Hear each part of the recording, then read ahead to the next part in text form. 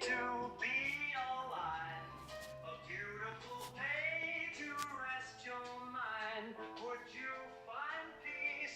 Would you feel free? Emily, check this out. Oh, you see that? Party trick. Wait, check this one out. Oh, how about that? Not enough water. All right. All right. We're here at the kitchen catch-up with me and Emily. We are doing our thing.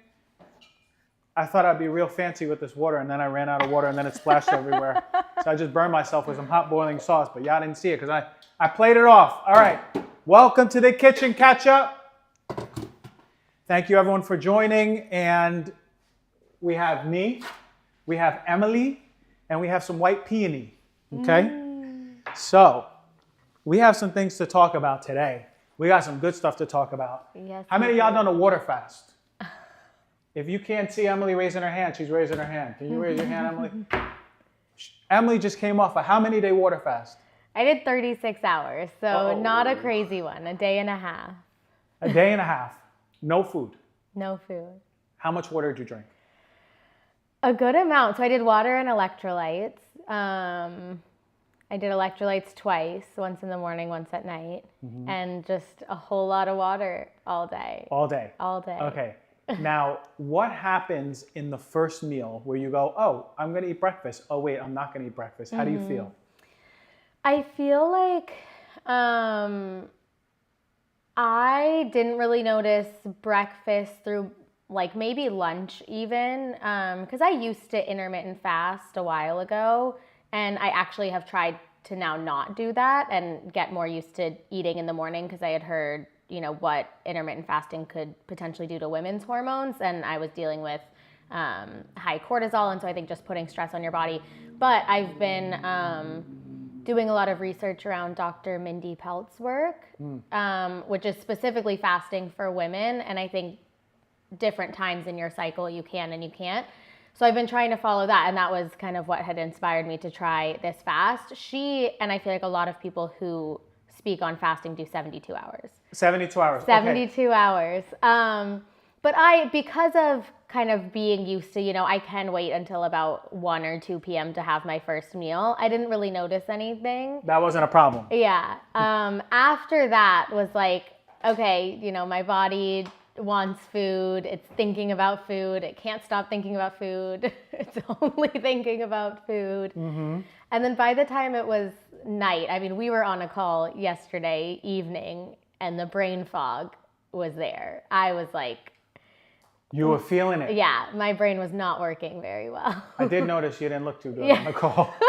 I was like, oh, maybe she's yeah, not my typical. And interestingly, I'm really fascinated by, you think you get a little angry, you get a little short-tempered, things like that because you're not eating, and it's just like surface level, you think, someone's hangry. But then I also think, when you're fasting, kind of the point is to support detoxing. And if you're detoxing your liver, which is typically overworked by eating, that's where anger is stored. The emotional.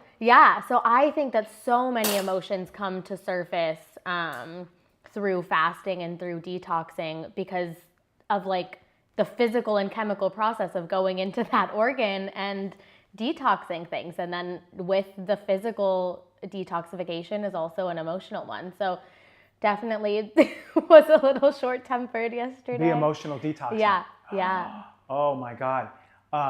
And what part does she say that on the cycle, this is the best time to fast versus other times?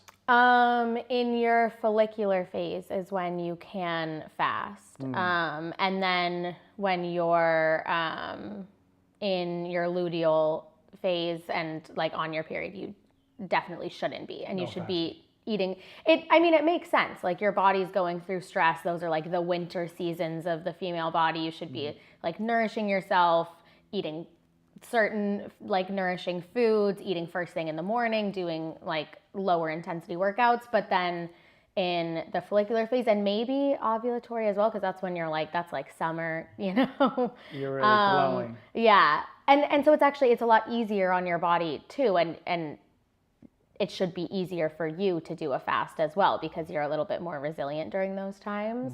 But it's still, waking up this morning when I woke up right about when it was 36 hours.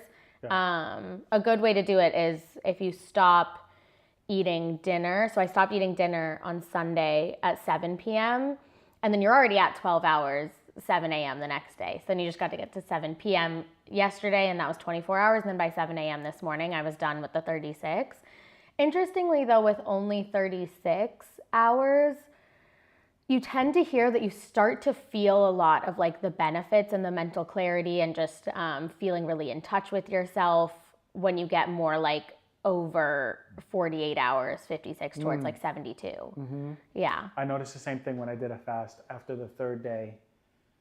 The last time I did this really deep fast, I was at the supermarket, and on the third day, I don't know why I was at the supermarket if I wasn't eating, but I was at the supermarket and I was like, whoosh, and I was like, whoa, everything is HD. Everything just became crystal clear, and I was like, oh, and then I started getting all these downloads, and I was like, wow, fasting is actually a spiritual thing. Yeah, it's really, really powerful. I think for a variety of reasons. Last night, I was walking by a restaurant with a friend, and I was mentioning how I noticed that anytime I've done this was the first time I've done just a water fast, but I've done other like assisted fasting protocols in the past, but your senses are so heightened. And I wonder if it's, typically so much of our energy is being used on digesting food, especially highly processed food. And it takes a lot of energy. So when your body doesn't have to expend energy on that, I really feel like all of your other senses and functions and everything are heightened. Yeah, you're clear, right? All that energy is like able to do the stuff that it needs to, like heal or like really open up your channels. And yes, fasting, I mean, it's mentioned in the Bible multiple times, the importance of fasting. You got me thinking, like, if I was ever diagnosed with like a really serious chronic disease, the first thing that I would do was do a long-term guided fast, like doctor guided fast or something. Immediately, immediately, especially if I had something like cancer. Immediately, I would do a long-term fast and then reassess where I'm at after. That's not medical advice, everyone, but just something to think about. Yeah, I would recommend people looking into Dr. Mindy Peltz's work. She talks a lot about fasting and a lot about fasting associated with chronic illnesses. We got to get her on the podcast. Yeah, let's get her on the show. Okay, I'm going to talk about something, but I'm going to give you this. It's a little warm, so you might need to just have a little rest. But let me put it in front of everyone. This is white peony tea crystals. Yum. This is the ones from Peak. You know Peak? I love Peak. Yeah, Peak is, they got some great matcha. One of my favorite brands out there. I'm going to talk about something. I, all of a sudden, am getting old. Something is happening in the air. And, I've always been of the mindset like, oh, I'm young at heart. And like, I always would push my body in my 40s to do more, thinking that I was 30, right? And out of nowhere, I just noticed that like, I actually have to start honoring where I'm at instead of pushing where I thought that I was, right? Like, so what I mean by that is that, I was still of the mindset like I'm 25. What that means is that I can go work out, do a heavy workout, throw around all these weights, come running back here, do all my stuff, get on a call, and then just like watch a movie and then go to sleep at whatever time I want, wake up, and then restart that cycle. Oh my God, like over the past 3 weeks, I've been realizing how much recovery I need. And I haven't honored recovery, like stretching. I have the PMF mat out right behind you. I know, I came in today for us to film this, and he has his yoga mat. I got my yoga and PMF mat. My yoga for foam rolling, exactly. And I'm doing my Epsom salt baths, and I'm doing the yin yoga before bed. And I'm actually getting really serious about being in bed the same exact time and waking up the same exact time. And then I started thinking about like, oh wow, like, and this was actually like triggered by two things. I had I was like in pain, my lower back. It's the worst. And I'm dating someone who's in their mid-20s, so you can imagine how much worse it feels. Like, and I'm like, oh my God, I have this pain in my lower back. And then it's radiating to my groin, and it's radiating down my legs, and I'm feeling nauseous. And I go, oh my God, what's wrong? Like, there's a blessing and a curse to being a doctor because you know too much. So I'm already thinking about the 4 things that it can be. I'm online researching, looking at how to differentiate between everything because, you know, I haven't been practicing doctoring in a long time. So I end up going to the doctor. And he's like, oh, you have sciatica. I go, sciatica? Oh my God, sciatica. I go, old people get sciatica. Yeah. What are you talking about sciatica? So a sciatica is basically the sciatic nerve that comes out of your sacral spine, and the nerve comes down around the glute, and then it runs down, but it has branches that go to the... So like, I haven't worked out all last week. I feel like this weakness and this pain. And then my, it's called the sternoclavicular joint up here, and then the sternal joint around the ribs, the costo, it got inflamed. So now I started getting inflammation in my sternum. I felt like a heart attack. So now I think I'm having a heart attack. Oh no. Middle of the night, I wake up and I feel like I'm having a heart attack, and I go, oh, I'm gonna die. Like, this is, like, I actually thought, did I lead a good life? And I was like, and my poor girlfriend's like, are you okay? I was like, I'm gonna die, you know? Oh my goodness. And those were the moments where I'm like, okay, not a matter of you're getting old, but your body's speaking to you saying, hey, you are acting as if I can keep up like this. Yeah. My mind is really strong. My body's like, you gotta balance this now. Ironically, the whole point I'm trying to say this is that ironically, as I started giving my body more attention and recovery, I've been feeling so healthy. My brain is so focused. Wow. My body is calm. There's like the pain is starting to go away that I had on the sciatica. You know, I'm starting to feel like a new robust version of me. So it's weird because like I'm actually having to face that like I'm not 25 anymore. And it's crazy that happens. It happens in life, and like you can run away from it. I think I'm having a midlife crisis. I hope this is my midlife, but I'm having, you might see like a Corvette with no top out there, and, you know. Anyway. Yeah.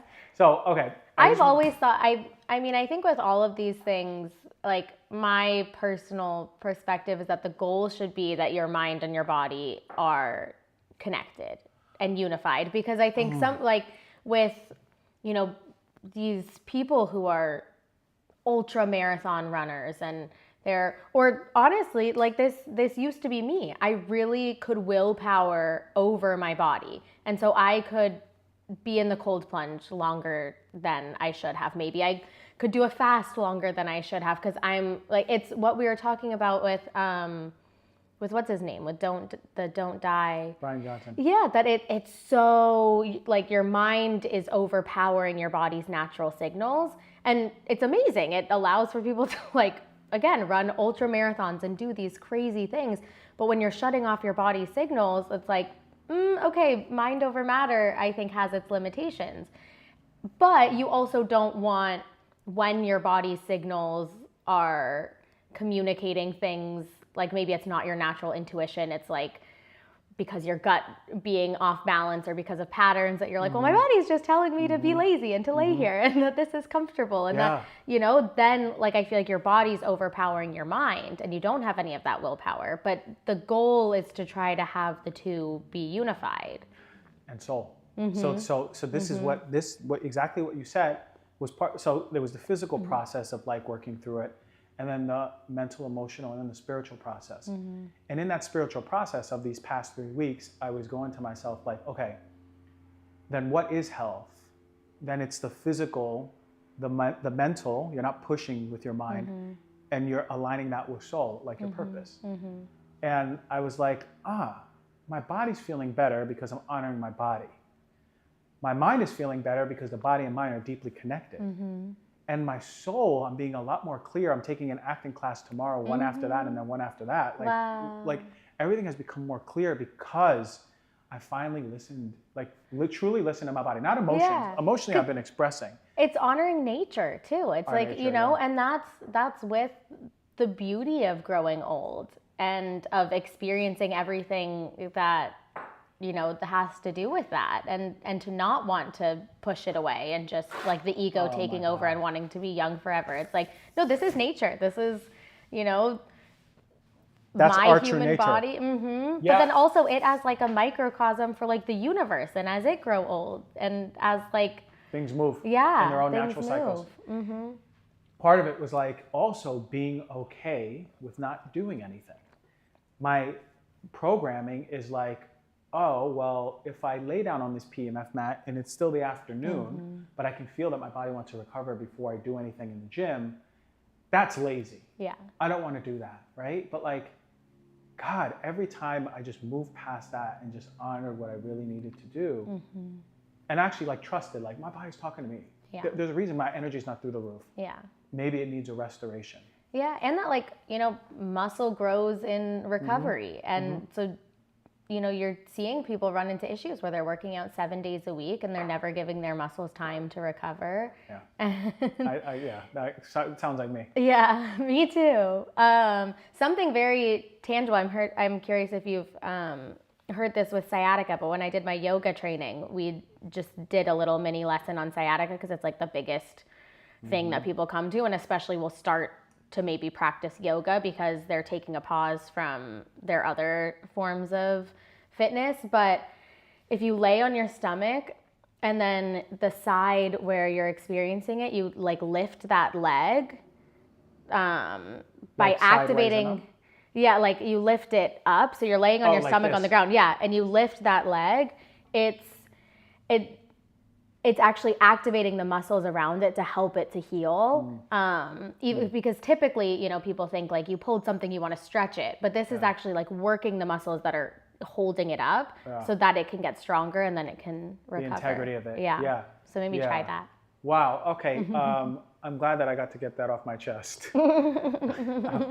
So yeah, it feels. Yeah, it's just what it is. What it is. And then next we'll show all of you guys the Corvette in the driveway. Yeah, listening to like music from my youth, wearing sunglasses, just being the cringy old guy who's hanging out with young people. Ooh. Okay, so can we check the comments? What are people saying right here? I just want to know what is this community saying? Yeah, there was some interest in fasting, and so I sent Dr. Mindy Pelt's Instagram. Someone asked about a protocol. So I, with the 36 hours, had just, I didn't really follow a protocol. I just drank water whenever, I felt like it, and put electrolytes in the water. I think the electrolytes can really help to not feel more like flu-like symptoms. I was saying though, this morning I woke up and felt pretty weak and shaky and was like sweating, either like a low blood sugar thing or kind of detox symptoms. And I always get a rash in the same place when I do any sort of detox, which is really interesting. Well, the skin is expressing, right? The skin is detoxifying. Yeah. Coming to the surface. And then I think the big thing with my quote unquote protocol was to be really careful as I was introducing foods back. So the first thing that I had was bone broth. And then I'll take probiotics and probably do like a probiotic rich yogurt or something like that. Things to just support the gut. Because I think a problem that a lot of people might run into if they do a fast is like the second they touch food, they're kind of ravenous and eat all of these things. And that's your like pretty empty gut is just being introduced to all of these crazy things. So you don't want to overdo it. Well, you know why I started eating meat is because of my fast. The last time I did a fast, I did a water fast for a week. Wow. And you know that like 5 days or 7 days? I did 5 days. Okay. I didn't make it to the 6th time. I have a friend who said that actually going from 5 days to 7 days, he wouldn't recommend. He said 5 days he thinks is like it was a nice sweet good. spot. Yeah. It was tough, but up to that point, I was a full vegan for like 12, 13 years, and this was like 2 years ago, I would say. And like, I still have like that dissonance in my body, like, because my heart was fully dedicated to it. So sometimes, it does feel in many ways hypocritical, and we're talking about listening to the body. Yeah. And I can't deny what my body was saying. So I did this fast, and it was for 5 days. And I remember on the third day, first day, easy. I was like, cool. Second day, I was like, ooh, I'm a little hungry. Third day, I was like, you know, that's when I was getting like visions and everything. And then at the end of the third day, I fasted many times before that and never even thought about meat. Went into people's homes, they were cooking meat, never was hungry for it. You know, people were like, oh, don't you miss meat? Yeah. I never did. Yeah. Ever. Not once. Crazy. Not once. Like once I decided, it was over. And I was actually averse to it. And then at the end of the third day, I wanted a burger. Wow. I wanted a burger. I said, what's happening? Why is my body saying this? And I started like kind of freaking out. And I was like, all right, well, maybe it's just like this thing coming in. Maybe I just need more iron. I'll just get some more iron later. Then Thursday was even stronger. Wow. It was like super strong telling me. Yeah, it's like, now I want to steak. I was like, oh, shit. I was like, what's happening? Why is this? And then on Friday, it was like extremely strong to the point where I thought I wasn't going to finish till the end of the day. Wow. So then, you know, for the next day, I was drinking broths, you know, like coming back fruits. Yeah. But then by that next day, for the first time in 13 years, I made ground beef, grass-fed, you know, the highest quality, regenerative. And then, oh my God, I ate it. And, you know, I did a whole ceremony. It was like a 30-minute ceremony. Yeah. And then I ate it. And this energy that came over me was, I haven't felt this for 13 years. I walked around Venice and I didn't even know I was walking for 2 hours. Wow. I was just on calls and then I'm like, let me walk more, listen to music. Yeah. And it was so much ground I covered, like so much Venice. And then I got home, wound down, went to bed, laid down, and I fell asleep and then I woke up middle of the night and I felt massive amount of energy moving through me. Like I actually can feel like under my belly where it was moving and then up to my chest, I can feel it like it was a snake in my body. I go, wild. Holy shit. I go, I've never felt, and I don't remember feeling energy like this. So all that to say, I can only have it once a week because it's too much. Wow. So I pretty similarly went through phases of being like pescatarian and then was vegan for a few years, and it was very based on ethics. Like I didn't want to be eating animals. And I think that back then there was like this narrative, there was a lot of those documentaries coming out about the cruel practices around like the meat production industry. And then I don't know what made me inspired to start eating meat again. I think I started to learn more about kind of what people are talking about now of prioritizing protein. That's really difficult to prioritize protein when you're a vegan, and a lot of them are really bloating, and I was having a lot of gut issues and these hormone issues. I think that was actually the big thing. When I was diagnosed with PCOS, I had heard from someone that reintroducing red meat could help. I don't particularly know the science behind it. I'd be curious if you do, but I had made a lot of different lifestyle changes, but I really felt intuitively like eating red meat is what had helped a lot to rebalance my hormones, and I felt really great. But for a while, it was disgusting to me. Like I was like plugging my nose and couldn't watch it being made, and had a really hard time eating it. I could eat like one little bison meatball, and that was it. Wow. But as I've researched more, I do think that there are some really incredible ethical practices around meat, and when you're getting grass-fed, grass-finished, like animals that are being treated well, I'm starting to believe. And then I think there's a lot of practices around agriculture that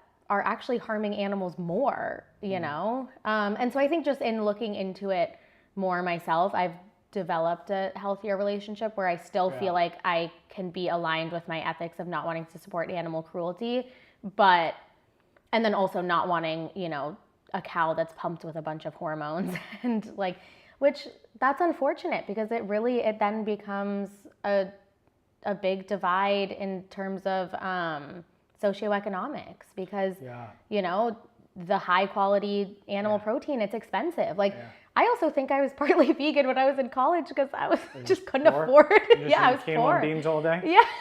So it's just, I could spend like $50 at the grocery store for my whole week. I know.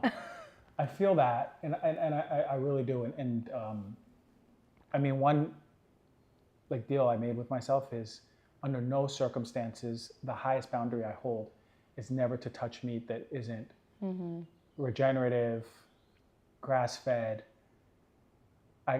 If I go with all my friends to a place and they don't know where that meat, if they can't positively say that, it's off the menu. Much better than factory. It's the worst. I mean, it brings back all the days that I was vegan, like the factory farming and the mistreatment of animals. It's so awful. And then you think of you're consuming that energy. Like the energy that these animals are in, that's just awful circumstances. And then you are literally putting that into your body. Yeah, it's really fucked up. Yeah, but then I try to also, I used to also, you know, if I saw like a dead bunny on the side of the road or like it was the end of the world to me, I would start crying. And I've tried to also have a healthier relationship with that and the fact that, you know, all beings are gonna die and they can then give life to other beings, and that it's actually beautiful, you know, that we can get more energy and life in us because of, you know, respecting the lives of other animals. But yeah, it's hard. It's still hard. It's still not easy. Yeah, we have some questions. Yes, I'm here to answer questions. A question about the best electrolytes. Do you have a favorite electrolyte brand? Yeah, so I want to talk about a little bit the controversy that comes with Element. There's a lot of people that are feeling really controversial on that. Because the 2 times that I had electrolytes yesterday, I had an Element in the morning, and then I had the chocolate Element as a hot chocolate last night, which is delicious. But yeah, there's been some controversy. So there's been some controversy that, well, the first one is that the maltodextrin levels were not reported correctly. Look, maltodextrin levels in Element, if you're pre-diabetic or diabetic, then it means something, right? Like, then maybe you should be careful. Most people are going to be able to handle that with no problem. If you have a healthy body, it's going to be able to respond very easily to that. Yeah. The part where the people are like, oh, well, they have pesticides and fluoride and all these levels. Yeah, someone I had posted, you know, my suitcase full of Element. Yeah, they got mad about that. Yeah. And someone said there was lead that was reported in there. So like when they became a sponsor, I looked through all of their papers. Yeah. And I guess it's time for me to look at updated papers. But all of their stuff was clean. That's why I was excited about it. Yeah. And they still are a sponsor because I have yet to be proven otherwise. We put out an email for just the updated stuff. But yeah, at this point, Element is great, especially if you are sweating. If you're a hot yoga person, if you're in the sauna, if you are marathon running, even working out, if you're exuding energy, that's a great time to take it. There's another one that's up and coming that's really nice. It's the Kono ones, Kono. I really like those. They are less salty and they don't add that much flavor. So like some people like just a hint of electrolytes. Some people like I hate water, I need flavor. Yeah. That's Element is great for that. The Kono ones also like, they're just subtle. I have both of, there was only 2 electrolytes in my house and it's Element and Kono. Those 2. Yeah, I realized I'm a flavor person. Like, because I've tried the trace mineral drops. Yes, there's no flavor. But if you do too much, there's a pretty nasty flavor. I've done too much before. First time I tried it tastes like metal. Yeah, me too. And I tried for the first time the unflavored Element, and I didn't like it as much as I like the really flavored ones. And I always thought the chocolate one just sounded so weird. But then when people told me to do it like a hot chocolate, and it actually, I noticed it says on the packet now to drink it warm. You have to drink it warm. Yeah. All right, what else? Do you have a farm or place that you order your meat from when you do order meat, or do you just get it from like Airborne? I don't. Yeah. And because I haven't we've actually had people who wanted to sponsor the show, like farms and packages and like home delivery. But because I haven't fully embodied that part of me yet, even though it's been a year and a half, I still haven't stepped into it. But I'll get, over here at Air One, they have Force of Nature. But really, I don't cook it. I'll order it from like local places that I know like have the highest quality and then like it's clean. And that's how I do it, because I don't want to go through the whole process of cooking it. Remember, like I'm like you, like I don't feel fully like comfortable yet. Yeah. But still, there's always like a long, sacred process to this day. And then what about fish? Fish, I more readily consume, and this brings up like salmon. Oh my God, I saw this post of this lady that said for like every square centimeter square of a salmon, there's like hundreds of parasites or something like that. I want to know if anyone saw this. It was crazy. It was like a viral post. My friend sent it to me. My phone is recording this, so I would pull it up. But my friend sent it to me, and he's like, "Yo, I'm not eating sushi anymore, bro." And it was like, look. I've done a post about this. Parasites in fish are a problem, especially in raw fish that is not treated correctly. Because do you eat sushi? I don't eat sushi. You don't eat sushi, wow. I think it's gross. Yeah. Right? And love also, sushi. like, even if the store or the company is like freezing the sushi immediately, like flash freezing, or all of the parasites are going to be dead anyway.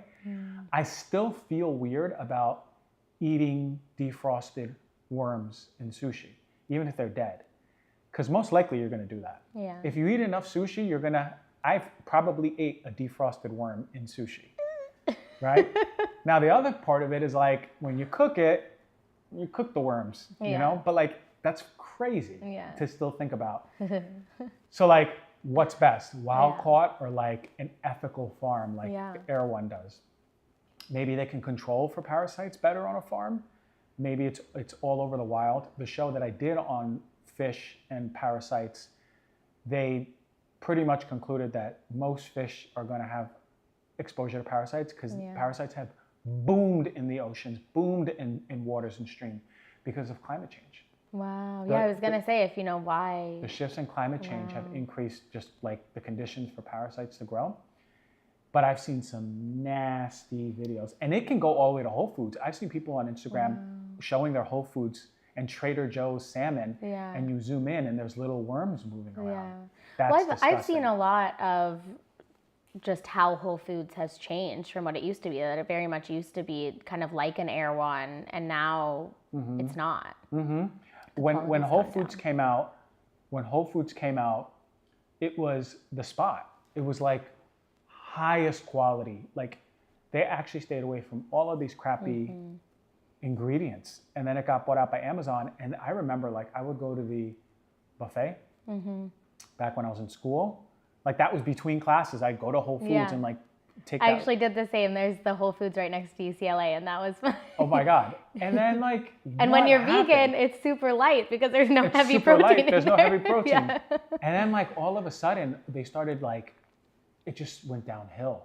The quality went downhill. Look, like, for seed oils, I know that I react very poorly to canola and sunflower. I know if I have sunflower, it feels like I have a brick in my stomach. I know when something has sunflower immediately. And I'll look at the label, I'll be like, shit, I know. So seed oil things is a whole other conversation. But those are two really predominant ones that we see in Whole Foods buffet. So, you know, it is what it is. Yeah. And I think when it's hard when, because I used to say, you know, you bought it from Whole Foods, so it's healthy. And it allows you to like take off the responsibility of looking at all the labels and, you know, questioning the thing that you're buying. And then when there's a shift in quality, you might still be operating under that belief system, but that's not the case. It's really like was the first of its kind too. Because we didn't have supermarkets that had that vibe anymore. So when it came out, it was like, an interesting correlation between the parasite conversation and veganism, that a friend of mine, she is like health and hormone coach, and she was sharing with me that there's some research around if for a prolonged period of time, and I think that it's dependent on the person. I think some people can do really well with a vegan diet, but that there's some research that if you're vegan for a prolonged period of time, the way that impacts your stomach acid, because your body learns that it doesn't need as much stomach acid to break down something like animal protein. And so it kind of, adjusts to that. And it's like, okay, we don't need to produce as much stomach acid.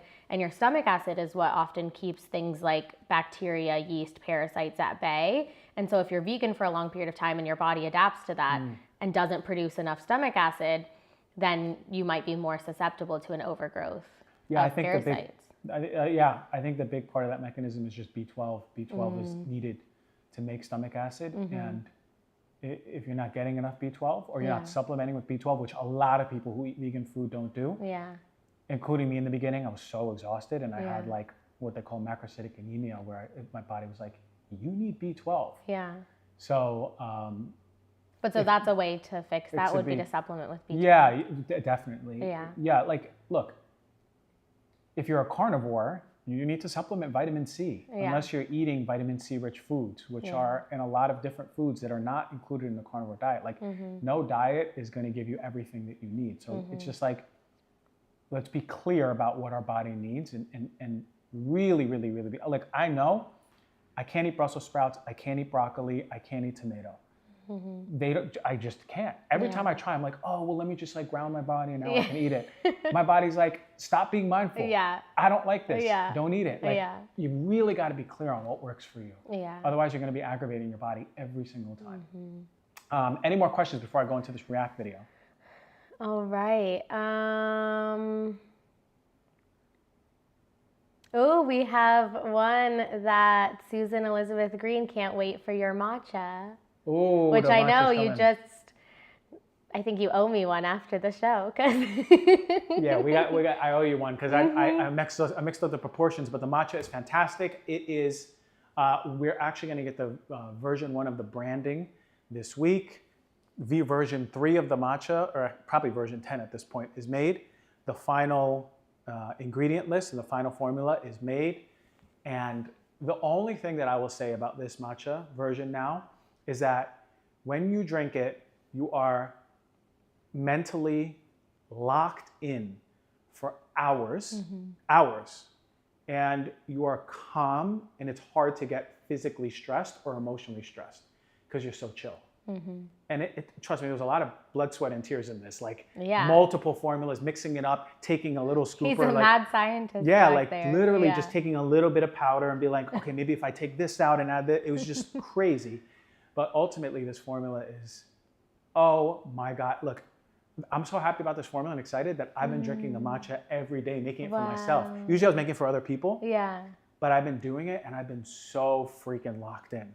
Like, I'm excited to try the new formula because even the last formula, I felt like that. And it's really rare to find something that gives you that focus and energy and like dialed in feeling, but without the super jittery like anxiety that can come along with that. So to have the grounded element with then the clarity and focus is and it tastes really special, and it tastes delicious, and it tastes good. It's blue. And that's it's a thing. Like, here in this field of supplements and consumer goods, we're like, how do we get it to taste good, but know that if it tastes good, it's not going to be as effective. I remember some guy told me that on the phone. He's like, well, you got to choose. You want it to taste good or you want it to work?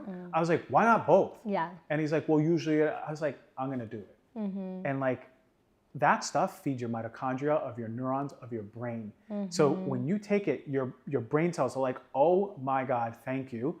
Eating it up and then using that to start buzzing up the mitochondria, you are locked in. I'm ready to write a whole book report right now. Like, I know, and I'm excited to, after this fast, I'm like very clear, and it's gonna go straight to my bloodstream. So all right, let's watch this video. Okay. We have fasting and chronic illness and chewing gum. Fasting and chronic illness and chewing gum.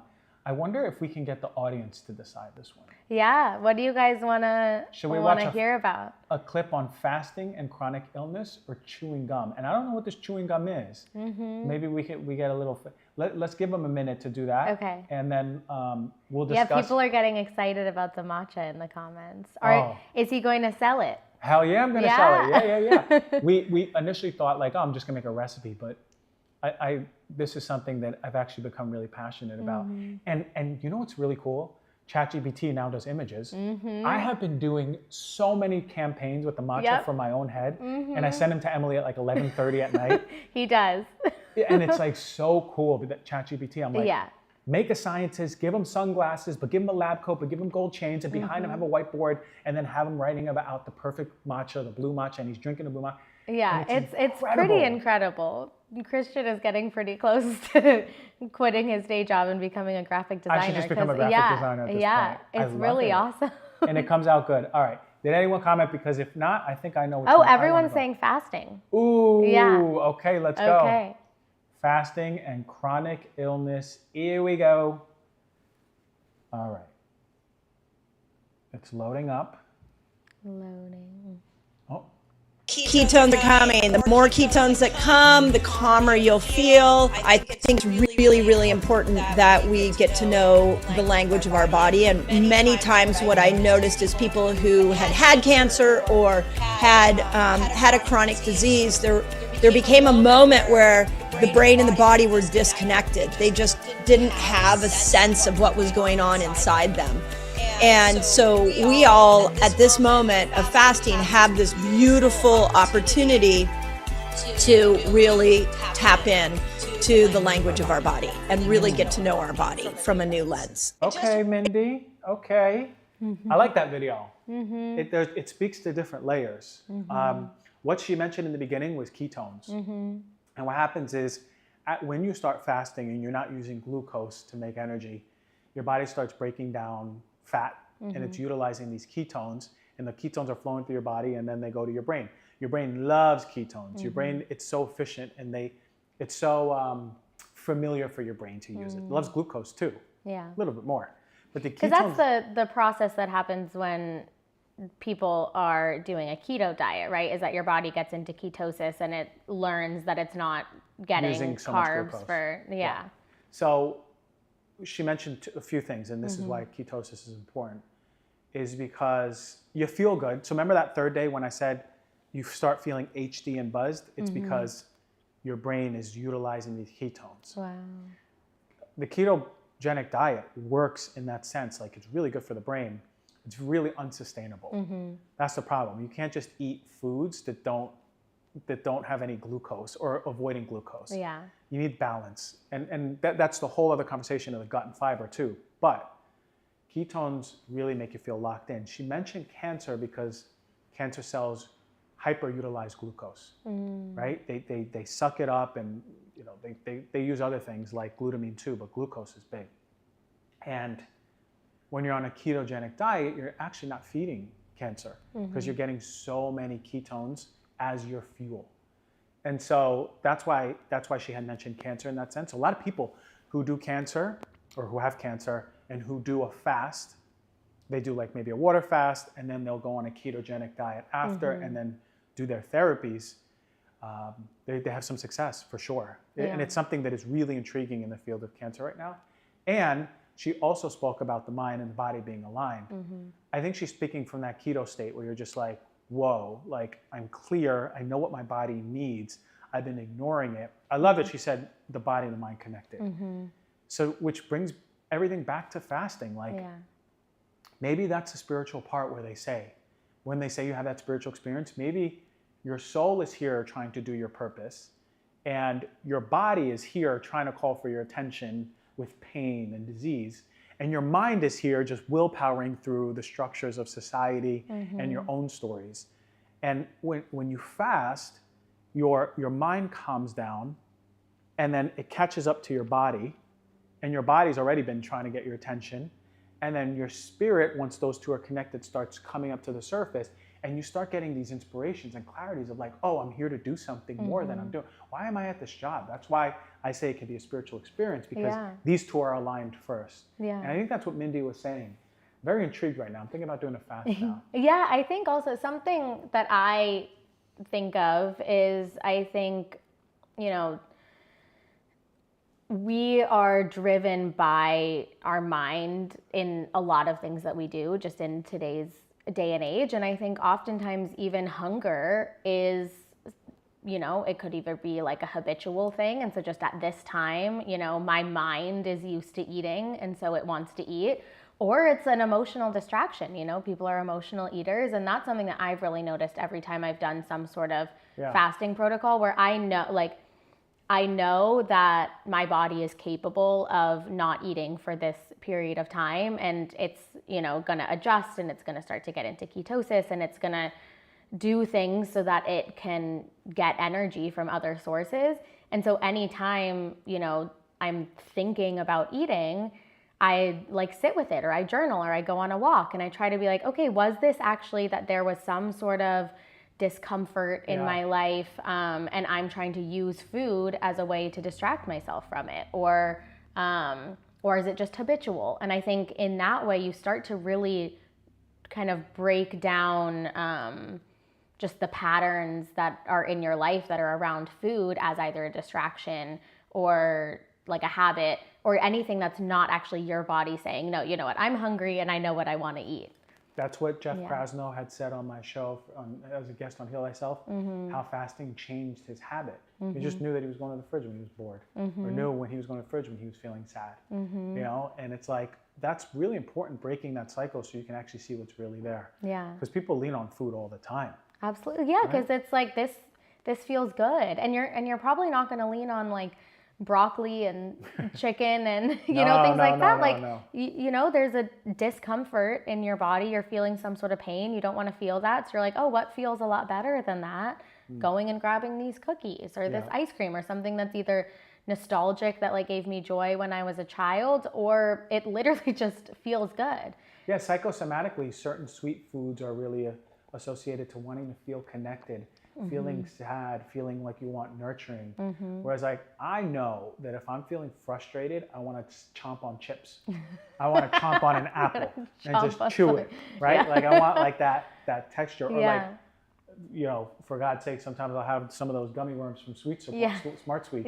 And they're just so chewy because I'm activating all this energy here. That's actually, I had heard that there is like an intervention for people who struggle with anxiety of eating sour candy.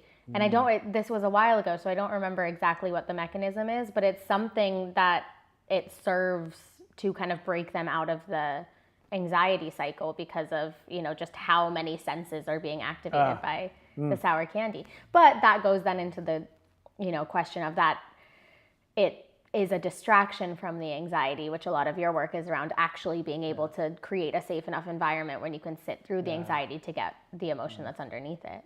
I'm just thinking about doing emotional release and popping a Sour Patch Kid before they start. Just close your eyes, open your mouth, Sour Patch Kids, just feel your body. All right, we have, okay, so we couldn't do, right, Emily, we were supposed to do the call-ins, technical difficulties again, so I have to apologize for everyone who came in for a call-in. We are working so hard to get this fixed so we can have people call in. It's one of the major things that I wanted to do the show. Why I wanted to do the show is interact with this community. So thank you for hanging tight. Come in next week. We should have it done by then.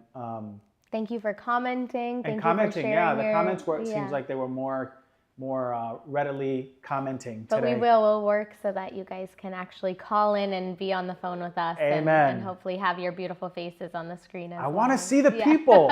I want to see the Give people. Give us the people. Dag nabbit, I want to see the people. Thank you for joining the Kitchen Catch Up. I really hope you learned a lot. We're going to be posting this on YouTube if you missed it or you want to show it to someone else. So check back in an hour. It will be uploaded on YouTube. And we'll see you next Tuesday. And let us know if you fast. And let us know if you fast. All right. Thank you, everyone.